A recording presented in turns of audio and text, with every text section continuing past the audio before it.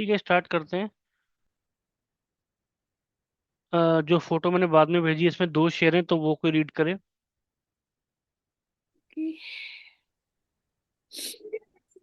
तो मैं रीड करूं। जी। आस सो फर्स्ट वर्ड खाली आसिफ आसिफ है आसियो। कि आसिफ। आसियो। आसिफ ना, हाँ। आसिफ शुक्र की जहाँ है के के बे बेफैज़े हम्म। बेफैज़े खालिक हम गुनहगारों की बख्शिश हम गुनहगारों की बख्शिश का पयाम आया है। हम्म। हरम हरमो दैर हरमो दैर के लोगों की के के के लोगों की ख्वाहिश के खुशी। लोगों की क्या कहना खुशी क्या कहना। हम्म। और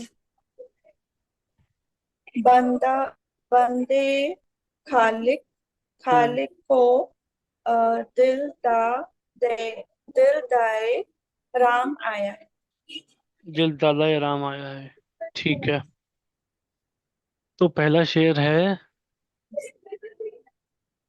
आसियो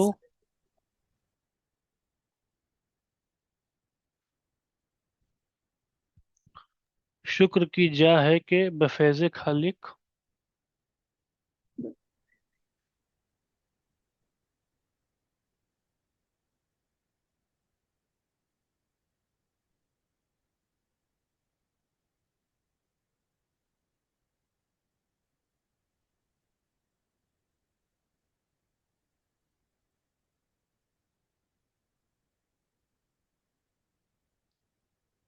हम गुनहगारों की बख्शिश का पयाम आया है।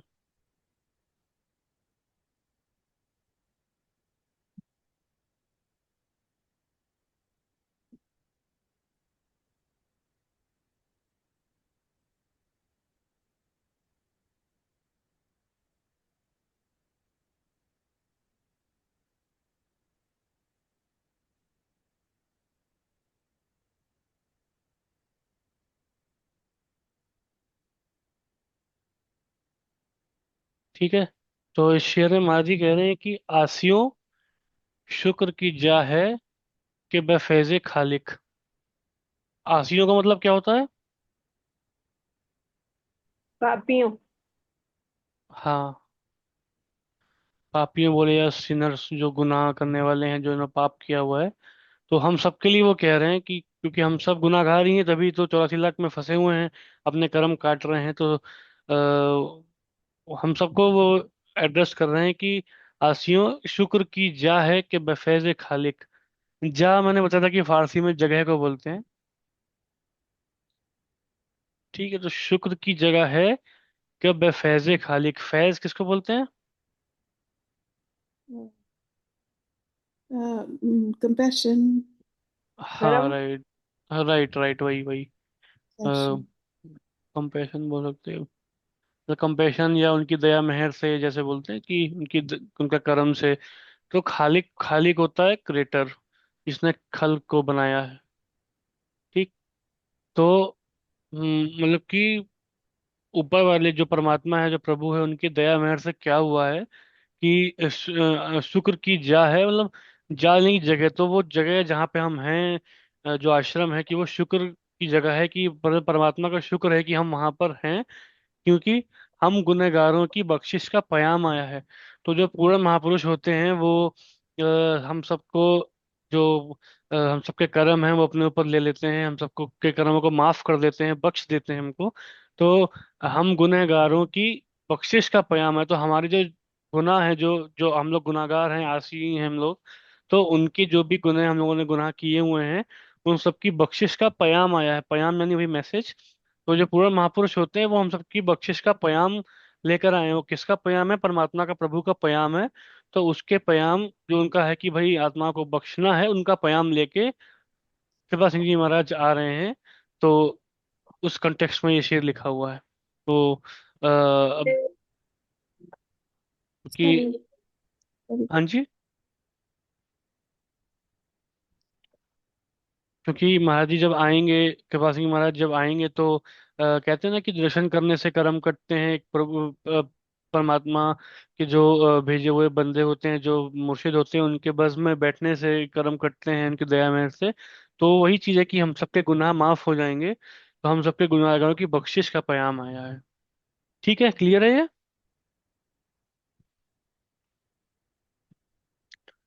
आगे बढ़े। Yes.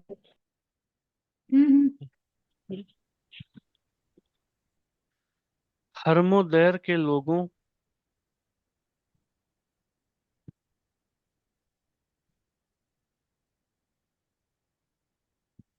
की खुशी क्या कहना।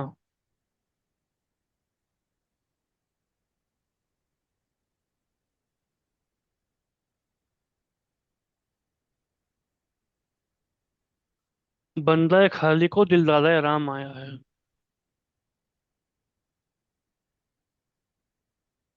बंदा खालिक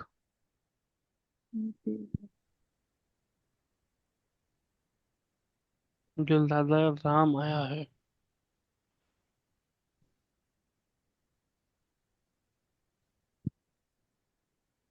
ठीक है, तो ये शेर उन शेरों, चंद शेरों में से है महाराज जी का, जो एकता की बात करते हैं, जो वहदत की बात करते हैं, जो यूनिटी का मैसेज देते हैं सब धर्मों की आपस में। तो वो कह रहे हैं कि हरमो दैर।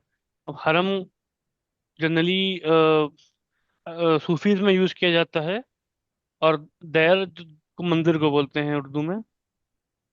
तो जो हरम है वो जो मुसलमानों की प्रार्थना करने की जगह है या मस्जिद है, उसके लिए यूज होता है पोएट्री में। और टेम्पल जो हिंदुओं की प्रार्थना की जगह है। तो दोनों की बात कर रहे हैं, दोनों को साथ लेके चल रहे हैं।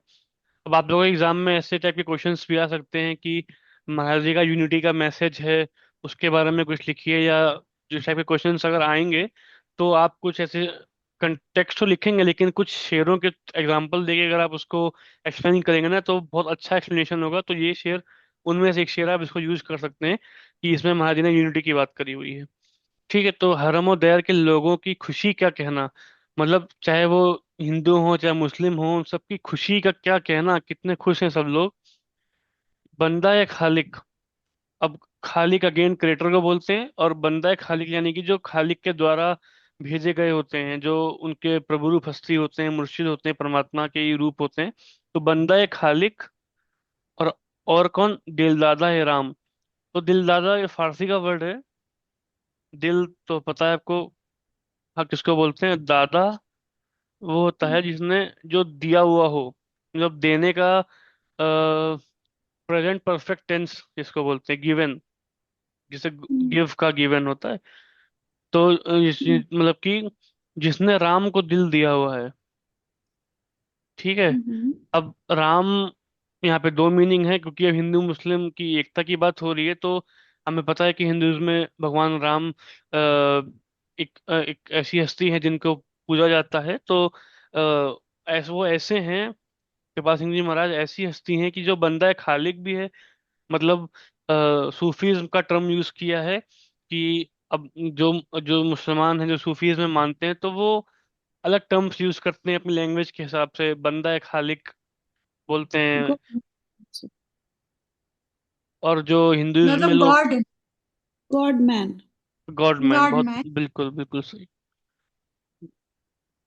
ठीक है, तो और दिलदादा है राम, तो जो राम को दिल दिया हुआ जिसने, यानी कि परमात्मा से एक में एक है जो, तो वही मुर्शिद हैं, वही बंदा है खालिक भी हैं, क्योंकि परमात्मा ने उनको भेजा है तो ऑब्वियसली उनसे जुड़े हुए हैं।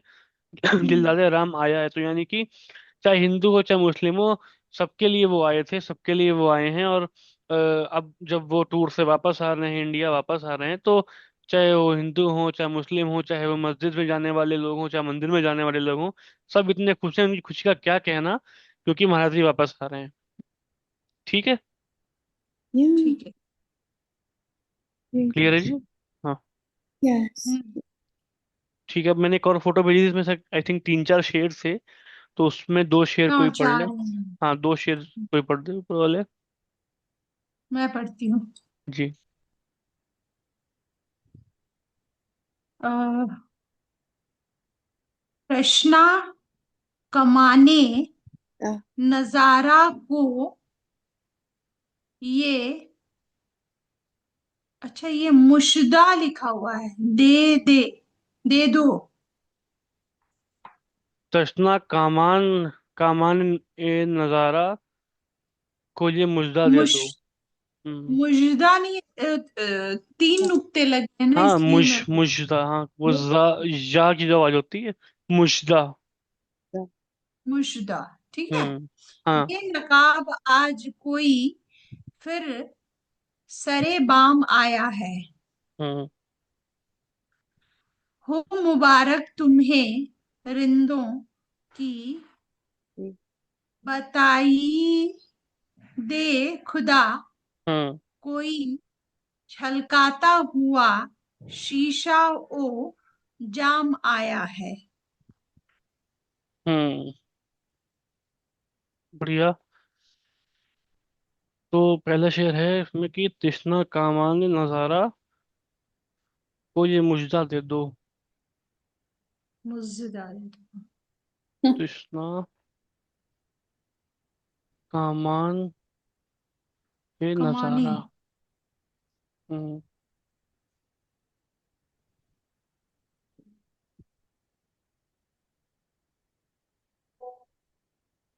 ये मुजदा दे दो, बेनकाब आज कोई फिर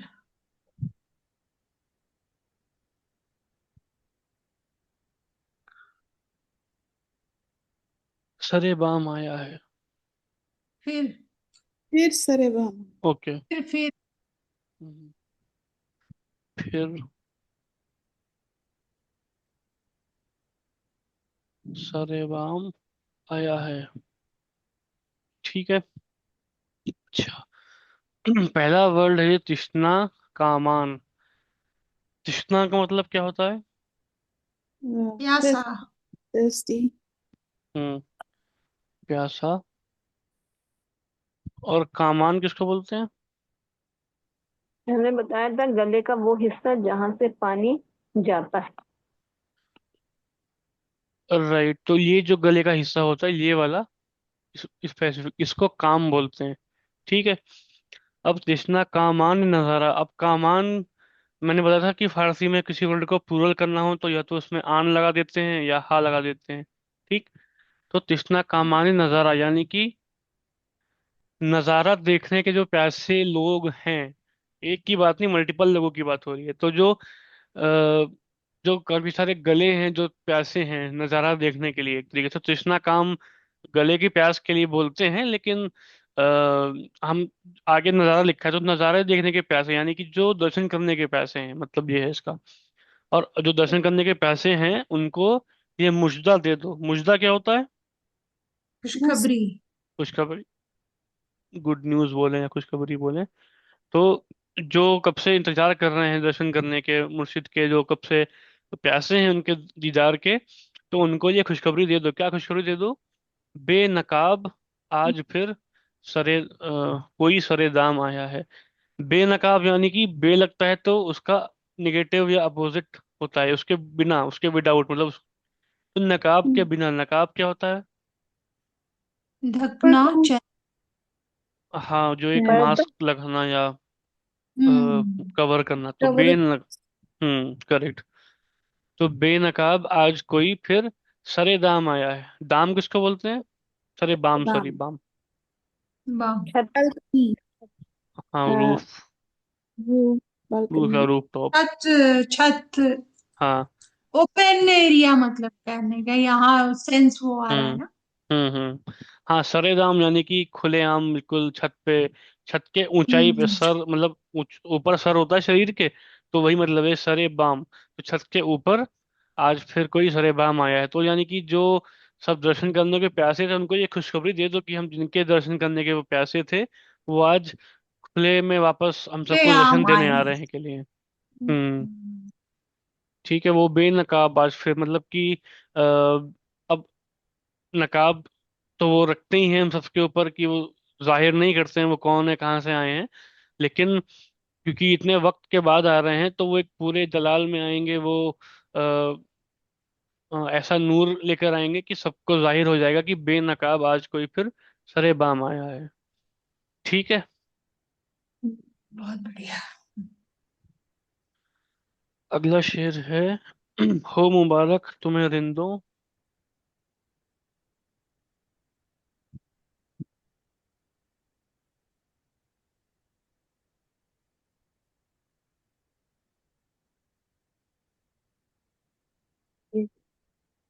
कि के बेताईद खुदा। बताई दे। बताई दे। There are two words. बताई दे। हम्म, बेताईद खुदा, कोई छलकाता हुआ शीशा और जाम आया है।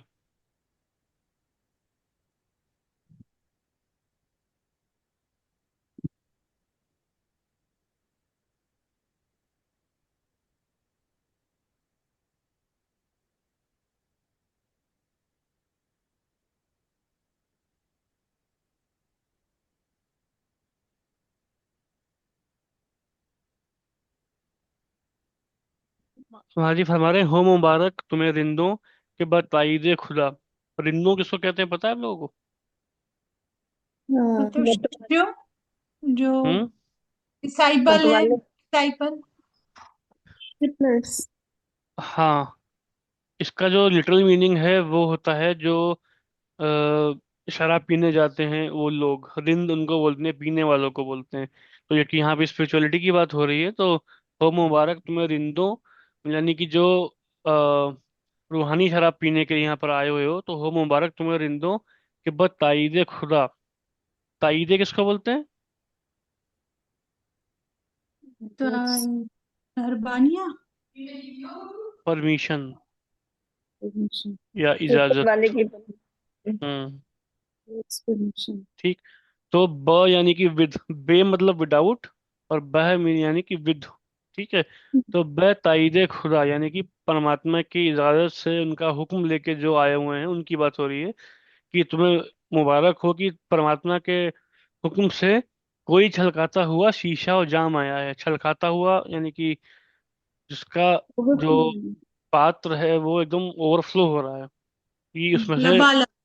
हाँ, इतना ओवरफ्लो है कि वो चल रहे हैं तो गिरता जा रहा है, इतना फुल है उनका, उनका जो उनका प्रेम से जो है कि ओवरफ्लो हो रही है उनकी जो एग्जिस्टेंस है। तो छलकाता हुआ शीशा, जो शीशा और जाम यानी कि शीशा जाम मतलब, cup। cup। Jam is cup और शीशा इज बॉटल। बोतल कांच की होती है ना, तो शीशा Right। और जाम। हाँ, Okay। तो अब जो नॉर्मल शराब की बात होती है तो उसमें कप और बॉटल होता है कांच का। तो अभी वो कह रहे हैं कि बस ताईदे खुदा, अभी खुदा तो नहीं बोलेगा किसी को शराब पियो जाके। तो यहाँ पे रूहानियत शराब की बात हो रही है, कि वो परमात्मा की इरादत से, उनके हुक्म से रूहानी शराब जो है वो पीने पिलाने के लिए आ रहे हैं। इतनी ज्यादा ओवरफ्लो परमात्मा ने उनको प्रेम दिया हुआ है। कहते हैं ना कि अब महाराज जी की हम प्यार किसी को बांटे तो हमारे अंदर बढ़ जाता है। और तो जो मुर्शिद होते हैं वो तो कितना प्यार बांटते हैं तो उनको कितना मिलता होगा। तो ओवरफ्लो इतना ज्यादा हो रहा है, और ऊपर से इतने टाइम बाद आ रहे हैं वो, वापस इंडिया आ रहे हैं, तो जो इंडिया में जो पीने वाले थे उनके लिए इतना ज्यादा प्यार वो लेके आ रहे हैं वो, और ऊपर वाले की परमिशन से आ रहे हैं। ठीक है, तो कोई छलकाता हुआ शीशा और जाम आया है। ठीक है। नहीं, तो इसको कनेक्ट किस बात से? प्यार लिखेंगे जब हम लोग एक्सप्लेन करेंगे तो क्या लिखेंगे? हाँ, आप प्यार लिख सकते हैं, ब्लेसिंग लिख सकती हैं, कि जो परमात्मा के आशीर्वाद हैं, या परमात्मा का प्रेम है। प्रेम ही मेजरली रूहानियत में बात हो रही है। प्रेम ही लिखे हैं, हाँ, हम्म। प्रेम ही। छलकाने ठीक। में प्रेम ही छलका रहे हैं कि नूरानी? क्या लिखेंगे? नूरानी नहीं, क्या लिखेंगे? छल, आप ऐसे लिखिए कि छलकाता हुआ, मतलब कि पहले तो कि रूहानियत शुरा जो है वो इतना भरी हुई है उनके हस्ती में कि वो छलक रही है, यानी कि वो जो प्रभु का प्रेम है वो ओवरफ्लो हो रहा है इतना ज्यादा, क्योंकि वो हमसे सबसे इतना प्रेम करते हैं ऑलरेडी। तो जैसे हमारे एग्जाम्पल देते हैं कि चीनी दो किसी को तो खत्म हो जाती है, तो प्रेम देने से और बढ़ता है। जो हम सबको इतना प्रेम दे रहे हैं, तो परमात्मा का प्यार और इतना आ रहा है उनके अंदर कि ओवरफ्लो हो जा रहा है वो। छलक का था वो जाम को एक रेफरेंस लिया हुआ है कि जैसे ग्लास में शराब है वो छलकती है ना, जब बहुत ज्यादा वो भर देते हैं ओवर, तो वैसे प्रभु का प्रेम इतना उनके अंदर हुआ है कि वो छलक रहा है।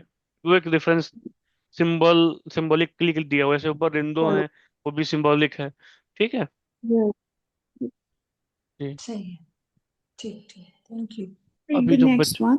हाँ, बच्चे शेयर पढ़ लीजिए। यस। Okay.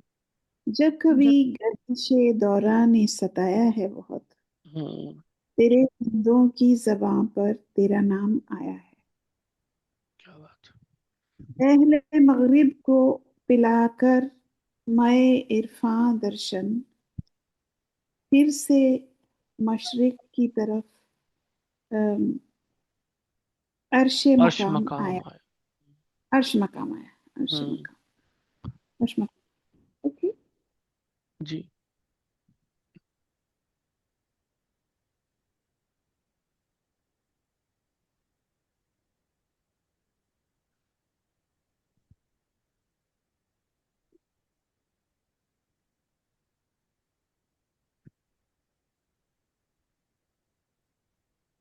जब कभी गर्दिश दौरान ने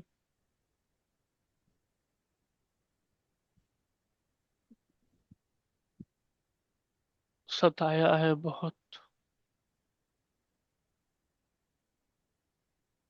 तेरे रिंदों की ज़बां पर तेरा नाम आया है।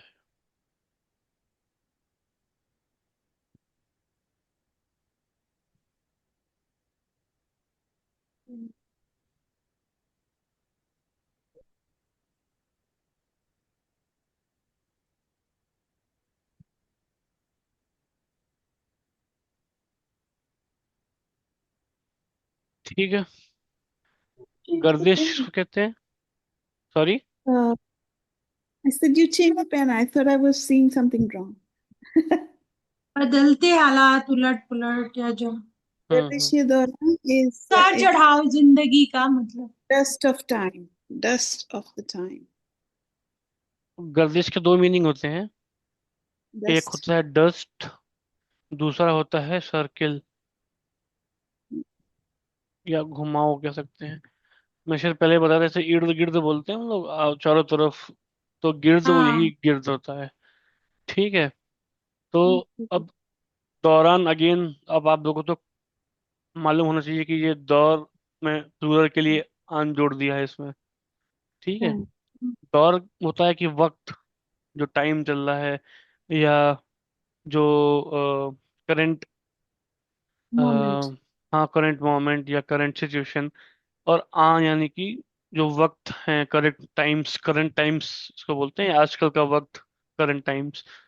ठीक। तो कह रहे हैं कि जब आप कृपा सिंह जी महाराज जब टूर पे गए हुए थे, वर्ल्ड टूर पे गए हुए थे, तो पीछे क्या हुआ कि जब कभी गर्दिशें दौरान सताया है बहुत, यानी कि वक्त के जो ऊंच नीच आते, जो जिंदगी में प्रॉब्लम्स आई, बुरे टाइम्स आए, अच्छे टाइम्स आए, तो हर वक्त क्या हुआ, जो ने सताया है बहुत, जब भी कोई परेशानी किसी को आई, बहुत सताया कर्मों ने किसी को, तो क्या हुआ कि तेरे रिंदों की जबां पर तेरा नाम आया है। यानी कि हम लोग जैसा नहीं, कोई चोट लगती है या कुछ होता है तो एकदम से महाराज जी याद करते हैं या सिमरन चालू कर देते हैं या परमात्मा को याद करते हैं, तो तेरे रिंदों की जबां पर, अब रिंदो अगेन पीने वालों को बोलते हैं, बट तेरे रिंदो यानी कि जो आपका नशा, जो आपका रूहानी नशा है उसको पीने वाले, यानी कि जो आपके शिष्य हैं, जो आपसे जुड़े हुए हैं, उनकी जबां पर क्या हुआ, तेरा नाम आया है। मतलब किसी और का नाम नहीं आया।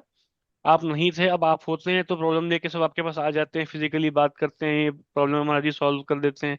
और जो आप नहीं फिजिकली हैं, तो जवाब पे आपके नाम, ये नहीं किसी और के पास चले गए हैं, तो आपका ही नाम आया, आपको याद किया कि पता है कि आप कितने भी दूर हों, आपको याद करेंगे, तो अब हमेशा नजदीक ही मिलेंगे। तो वही कह रहे हैं कि तेरे इंद्रियों की जबां पर तेरा नाम आया है। वो हालत बता रहे हैं कि उनके पीछे संगत का क्या हाल हुआ, कि जब कभी प्रॉब्लम्स आई तो सबने आपको ही याद किया। ठीक है। Hmm. Hmm. जी। अभी ये बताया था किसी वर्ड को प्लूरल करने के लिए क्या क्या लगता है। ये तो आन लगता है या फिर हा लगता है, ये दो जस्मी और अलिफ हा।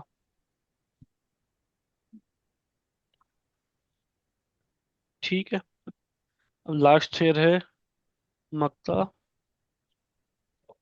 पहले मगरिब को पिला के मैं इरफान दर्शन।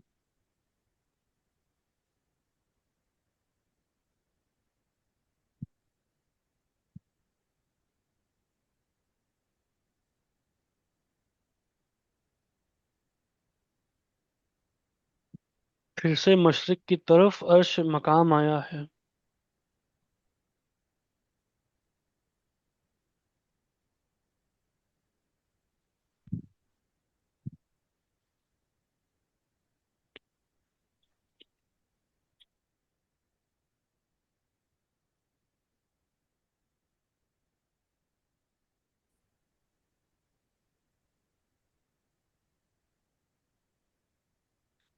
ठीक है। मगरिब क्या होता है? West. वेस्ट। इसको पर्शियन में माँ हटा दीजिए, सिर्फ गर्व बोलते हैं। Hmm? ठीक है। पर्शियन में या अरेबिक में गर्व बोल, गुर्ब मतलब गुर्ब नहीं, गर्व भी होता है। जैसे मगरिब बोलते हैं तो गरीब या गर्व बोलते हैं, कि माँ हट जाता है इसमें, वेस्ट के Hmm. लिए। ठीक है। तो अहले मगरिब कौन हो गए? जो वहाँ मगरिब में रहने वाले हैं, जो वेस्टर्नर्स हैं। कि महाजी वेस्ट के टूर पे गए थे, यूएस यूके, जो वेस्टर्न कंट्रीज हैं, यूएस मेनली। तो वहां महाजी गए थे, तो अहले मगरिब को पिला के मैं इरफान दर्शन। इरफान क्या होता है? Spirituality. हम्म। Spirituality. टीचिंग। स्पिरिचुअलिटी। Spirituality. जो सूफीज्म होता है ना, उसका एक स्पेशल पार्ट होता है इरफान, इसको बोलते हैं मिस्टिसिज्म। इसका जो एग्जैक्ट मतलब है मिस्टिसिज्म है। Okay. स्पिरिचुअलिटी भी बोल सकते हैं, बट Hmm. सूफीज का एक सेक्ट है, इसको अलग से इरफान बोलते हैं। इरफान यानी कि मिस्टिक्स या मिस्टिसिज्म जो होता है, जो अपनी एग्जिस्टिंग का राज जानना, परमात्मा को जानना, जो कॉन्सेप्ट है वो। ठीक है। क्योंकि इसके अलावा सूफीज्म या स्पिरिचुअलिटी में और बहुत सारी चीजें होती हैं, लेकिन जो अपने आप को जानना और जो सूरज शब्द योग वाला रास्ता है, वो स्पेसिफिकली इरफान बोला जाता है सूफीज्म में। ठीक है। Hmm. तो अहले मगरिब को पिला के मैं इरफान रोशन, यानी कि जो मिस्टिज्म की शराब है, जो रूहानियत की शराब है, जो इरफान की शराब है, वो वेस्टर्नर्स को पिला के, यानी कि वेस्टर्न, जब वेस्ट कंट्रीज में महाजी गए थे, तो वहाँ कितने नए लोगों को नामदान दिया था। जो पुराने सत्संगी थे उनको भी दर्शन दिए थे। तो वो सब रूहानियत से भरपूर हो गए थे, उन सबको दर्शन मिले ऑब्वियसली। तो जो वेस्ट की कंट्रीज हैं उनको दर्शन दे के, रूहानियत की शराब पिला के, अब क्या हो रहा है? फिर से मशरिक की तरफ अर्श मकाम आया है। मशरिक किसको बोलते हैं? East. पूरब। ईस्ट। अब इसमें भी खाली शर्क करे तो वो अरेबिक और फारसी में ईस्ट को बोलते हैं, माँ हटा दे अगर तो। ठीक है।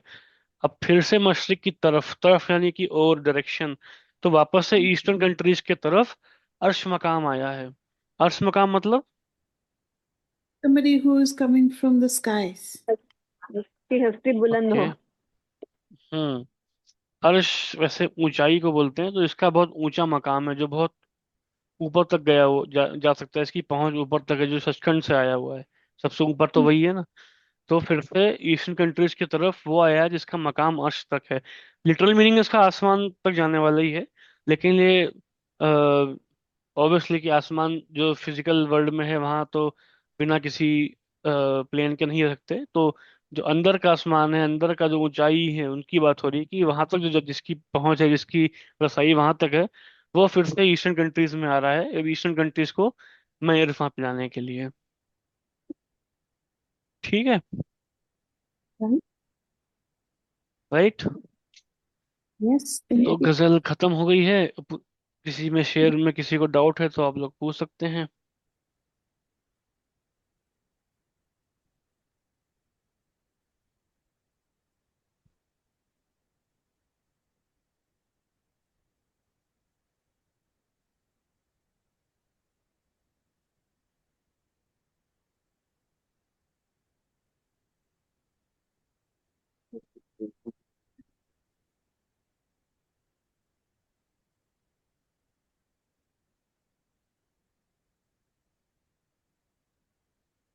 ठीक है, क्लियर है सबको? हम्म, तो नेक्स्ट गजल यस। कौन सी बताई थी?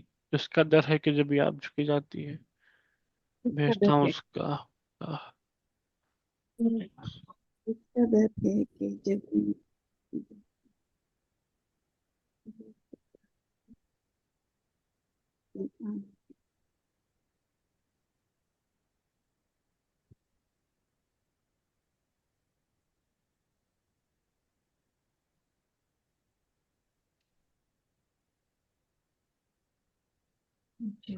हाँ।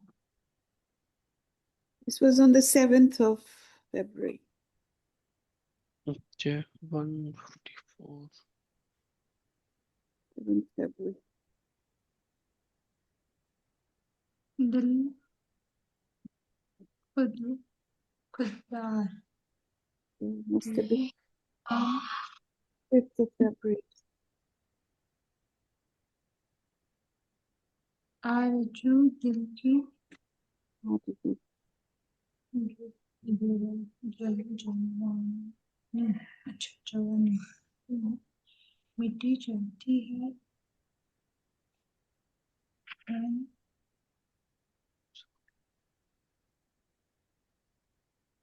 अच्छा, आए क्या शम्मा। मैंने ग्रुप पे फोटो भेजी है। कोई तीन शेर रीड कर दे जो पहले पेज पर है।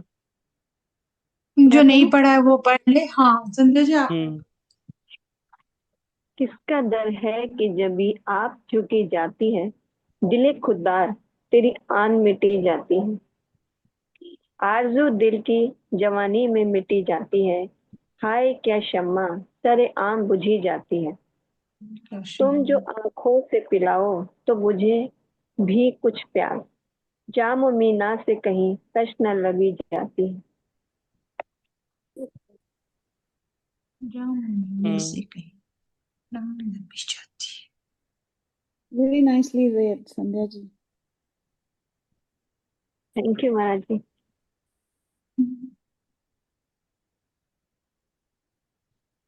कल अपनी क्लास है ना? जी। Okay. अभी तक शेयर नहीं किया गया है आ जाएगा, गजल। अभी आ जाएगा थोड़ी देर में। लेकिन लिंक आ गया है। हाँ, लिंक आया।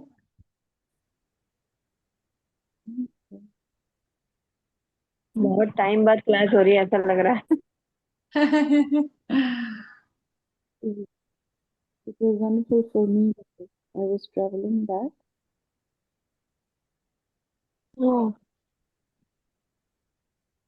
Good for सैटरडे की हैबिट हो गई है ना, सैटरडे को फ्राइडे को क्लास होनी है। me.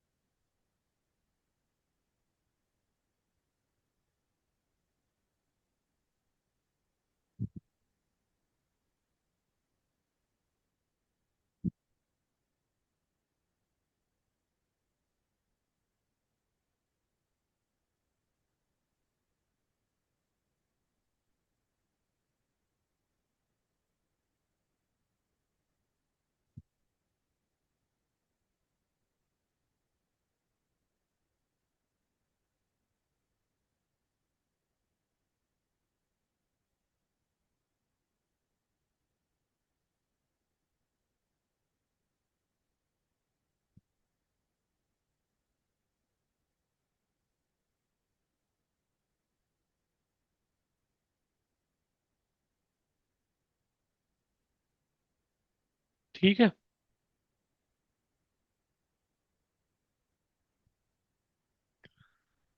तो पहले शेर में महाराज जी फरमा रहे हैं, किसका दर है कि जब भी आप झुकी जाती है, दिले खुददार तेरी आंग मिटी जाती है। तो कह रहे हैं कि ये किसका दर है, मतलब किसका दरवाजा है, किसकी चौखट है कि जबी यानी कि जो माता है, पेशानी है, वो अपने आप झुक जाती है। तो जो दिले खुददार तेरी आन मिटी जाती है, यानी कि जो मन है हमारा, जो इतना खुददार है, किसी के आगे झुकता नहीं है, या जो पहली बार आता है महाराज जी के दर पे, या जो आ रहे हैं वो भी जो थोड़ा ईगोइस्ट में हो जाते हैं, तो उनका एक खुददारी होती है। खुददार अगेन फारसी का वर्ड है। खुद जी। यानी कि अपने आप, मतलब सेल्फ, और दार दाश्तन से आता है, यानी कि जो, इसका मतलब होता है टू हैव। ठीक है, जो खुददारी यानी कि जो खुद की एक रिस्पेक्ट, जिसके अंदर सेल्फ एस्टीम या सेल्फ रिस्पेक्ट बोलते हैं, जो बहुत अपने आप को बहुत समझता है कि मैं इंडिपेंडेंट हूँ, मुझे किसी की जरूरत नहीं है। तो दिल खुददार यानी कि जो जो आन बान शान है अपनी, उसकी वो मिटी जा रही है। यानी कि वो ऐसे ऐसा व्यक्ति जो कहीं झुकता नहीं है, ऐसा कहीं नहीं झुका, हमेशा सबको अपने से नीचा समझता है, अपने आप को ऊंचा समझता है। वो भी, कि किसका दर है जिस पे झुक रहा है वो किसका दर है जिस पे उसकी पेशानी झुक रही है, और उसकी जो खुददारी की जो आन बान शान है वो मिट रही है। तो वो एक पूर्ण महापुरुष का दर है, जहाँ के अच्छे अच्छों की पेशानी झुक जाती है, कितना भी कोई अपने आप को समझता हो, लेकिन उनका अंदाज ही ऐसा है कि वो एक प्यार भरी निगाह डाल के अच्छों अच्छों को झुका देते हैं। तो वही शेर का मीनिंग है। ठीक है। ठीक है। पेज नंबर क्या है इसका? मिल गया मिल गया। 45 ना? One 154, sorry 65। 50। मतलब उर्दू बुक में वाली, उर्दू वाली बुक की बात। आरजू दिल की जवानी में मिटी जाती है।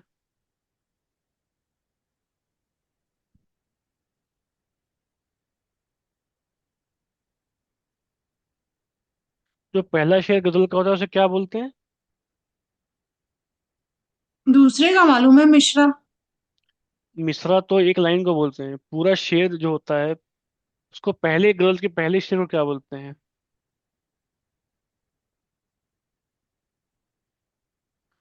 मतला बोलते हैं पहले शेर को।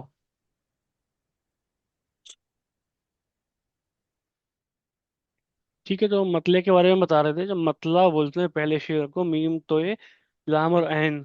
मतला क्यों बोलते हैं, क्या मतलब होता है इसका? मतलब होता है, ये इसका रूट वर्ड है तुलु। हाँ। इसका रूट वर्ड है तुलु। अच्छा, रूट वर्ड। मैं तुलु से मतलब बना। तुलु मतलब क्या होता है? सनराइज होता है ना, सूर्योदय होता है, हाँ। उसको तुलु बोलते हैं। तो यहाँ से गजल का सनराइज हो रहा है, यहाँ से गजल उदय हो रही है, उसको मतला बोलते हैं। ठीक है। ओके। और जो ओके। लास्ट शेर होता है उसको क्या बोलते हैं?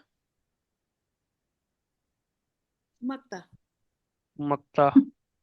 ठीक है, मक्ता का मतलब क्या होता है? सन सेट।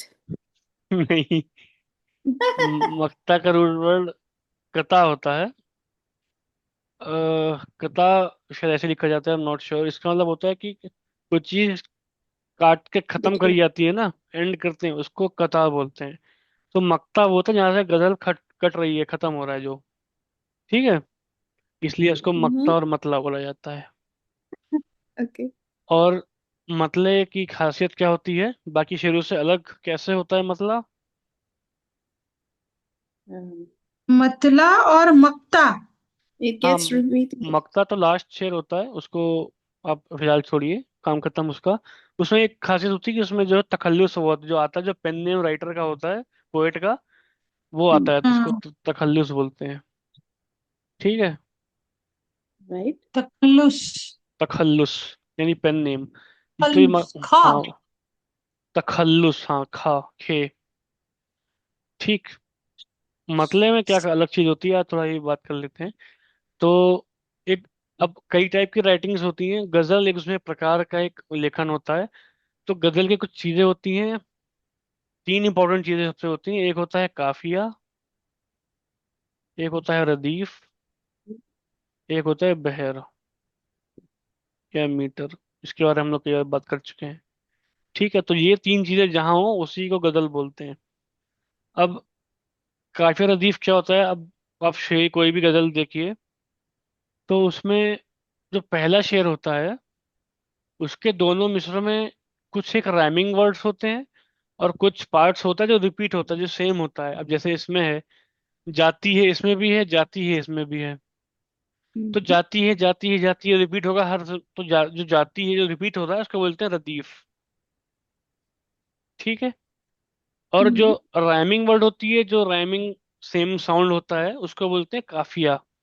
इसका काफिया क्या है? ई है इसका काफिया। जैसे झुकी, तो की हो गया, जाती ती हो गया, यहाँ भी ती, तो ई, जो ई कॉमन सब में आ रहा है, तो वो इसका रदीफ हो गया। और बहर क्या होता है? जो मीटर होता है, जो इस तरह का एक मीटर होता है, जो लेंथ लेंथ नहीं, जो उसके साउंड्स का मीटर होता है। अभी आप उसमें पढ़ेंगे उर्दू में, तो बहुत सारे टाइप के प्री डिफाइंड बहर होते हैं। उसके बड़े ऐसे नाम है कि आप बोलेंगे तो लकवा मार दे मुंह को, ऐसे बड़े बड़े नाम होते हैं। पूरा नॉमेनक्लेचर होता है उसका, कि हम्म, चार चार बार रिपीट हो रहा है कोई पैटर्न, दो दो बार हो रहा है, तीन बार हो रहा है, और किस टाइप का है, वो कौन सा रुकन है। तो बड़ा लंबे लंबे नाम होते हैं उसके, तो वो अभी जानने की जरूरत नहीं है। उसको बहर बोलते हैं।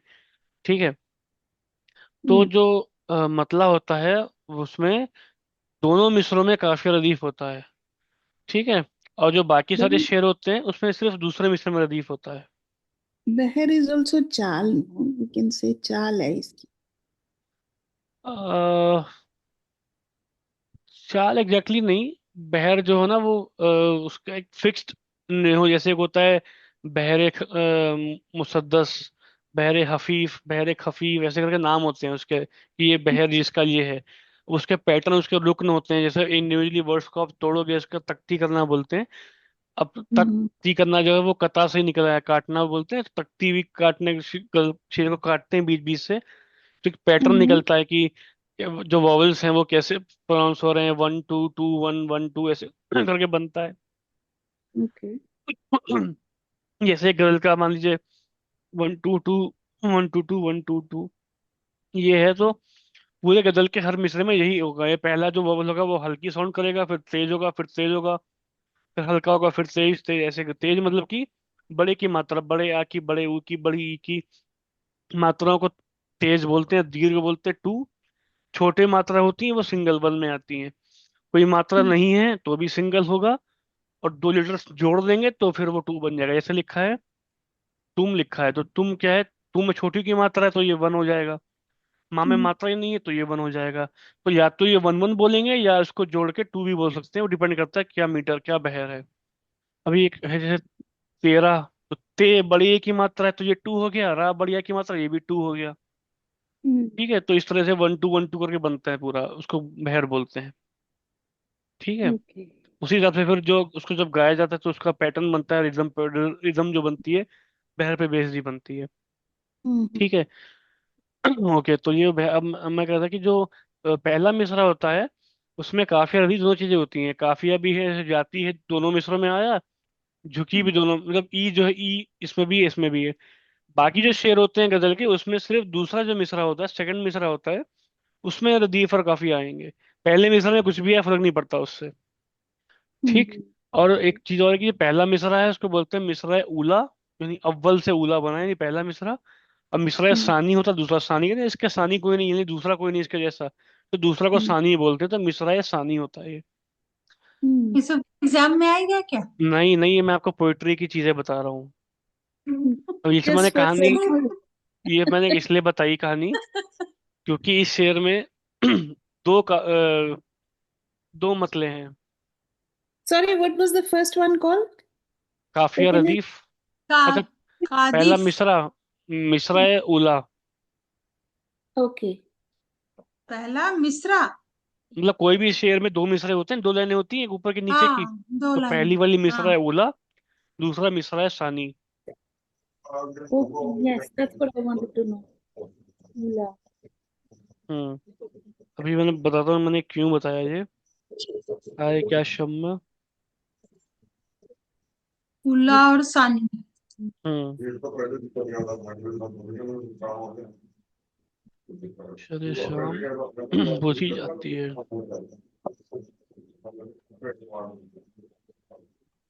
इसमें वापिस आप बता देखिए, हाँ, इसमें मैंने ये इसलिए सब कहानी बताई कि इसमें ना, जो दूसरा शेर है, उसमें भी दोनों मिसरों में रदियत और काफिया जाती है, इसमें भी जाती है, इसमें हाँ, भी। तो इसमें जाती दो है। मतले हैं। तो जो अगर किसी भी गजल में दो मतले आए, तो इसको बोलते हैं मतला हुस्न। Oh. मतला हुस्न मतलब कि वो खूबसूरत है गजल जिसमें दो मतले हैं। तो ये बहुत ही टफ चीज है, और दर्शन मारिए की बहुत सारी गजलों में मतला हुस्न आता है। तो ये मतला हुस्न के चक्कर में मैंने पूरी आपको गजल की स्टोरी बता दी कैसे क्या होता है। बहुत अच्छा किया। हम्म। शायद दोबारा मौका मिलता ना, आज ही हो गया। ठीक है, तो अब शेर ले लेते हैं कि आरज़ू दिल की जवानी में मिटी जाती है, हाय क्या शम्म सरे शाम बुझी जाती है। तो अब ये इसमें, एडवांस पढ़े हो ये सारी बातें? नहीं, मुझे बीच में थोड़ा मैं पढ़ रहा था गजलों के बारे में कि कैसे उसका लिखा जाता है, क्या उसी जो उरूज बोलते हैं उसको, क्या रूल्स होते हैं। तो दो तीन बुक्स रखी थी मेरे पास, मैंने पढ़ा उसमें, और भी कई सोर्सेस से पढ़ा तो मेरे को मालूम चला था। How nice that you share it with us. जी जी, बस वो एक दो हफ्तों का शौक था, फिर बुक वैसी की वैसी पड़ी हुई है। बहुत कर जानकारी तो ले लिए। बस 15% ही पड़ी थी खाली, कुछ और जानकारी बाकी थी। चलिए खैर, इसमें हाँ। एक महाराज जी बहुत एग्जाम्पल देके समझा रहे हैं चीज। तो शम्मा जो होती है, शम्मा बोलते हैं कैंडल को, मोमबत्ती को। ठीक है, हम्म।